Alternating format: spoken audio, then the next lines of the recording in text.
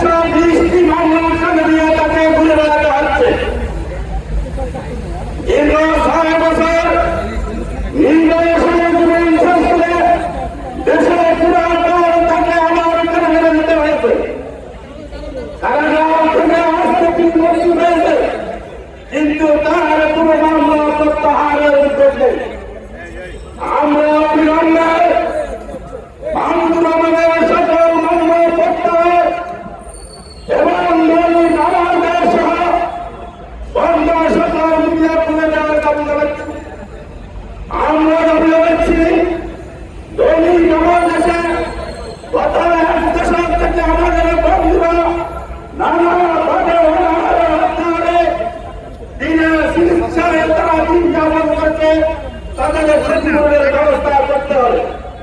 আমরা দাবি জানাচ্ছি আমাদের দেশে পত্রিকাটি প্রকাশনার ক্ষেত্রে সেই সমস্ত মেশিনারি ছিল সেইগুলো গত 1 দশকে ধ্বংস হয়েছে, তার ক্ষতিপূরণ সরকারকে দিতে হবে।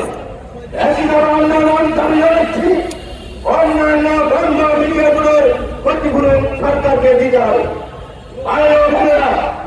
আজকে যারা ক্ষমতায় বসে আছেন, গত 2 মাস হতে চলেছে তারা ক্ষমতা, এদেশের ছাত্র জনতার রক্তের মধ্যে দিয়ে তাদের এই ক্ষমতার গ্রহণ।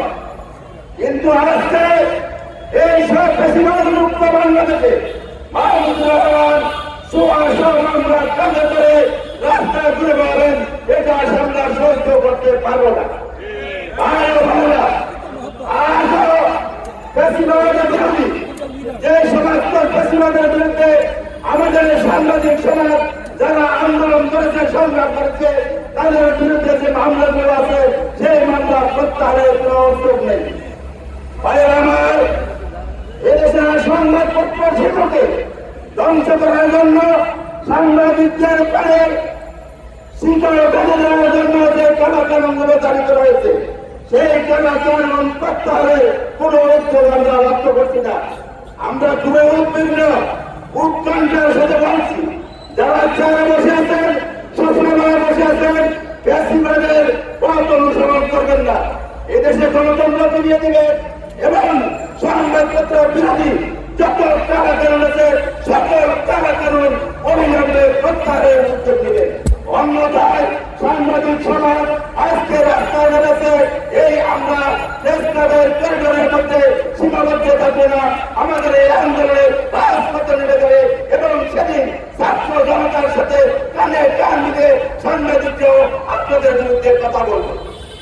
আমি আজকে জাতীয় নেতৃবৃন্দ এখানে উপস্থিত আছেন, তাদের উদ্দেশ্যে একটি কথা বলতে চাই।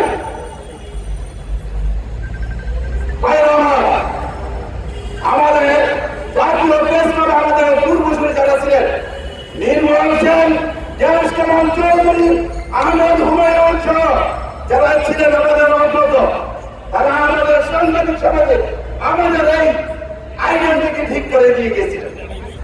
কিন্তু আজকে 51 বছর পরে আবার কেউ নতুন আইডেন্টিটি নিয়ে রাস্তায় নামছে। বাংলাদেশি জাতীয়তাবাদ প্রতিষ্ঠান করে তারা এই ব্যানারের পরে উপস্থিত আছে এবং এই ব্যানার নিয়ে তারা গত 5 দশক আন্দোলন সংগ্রাম করেছে। এটা আজকে নতুন করে পরিচয় দেওয়ার কিছু নেই। সুতরাং আমাদের বিরুদ্ধে যে ষড়যন্ত্র করছে, বেশি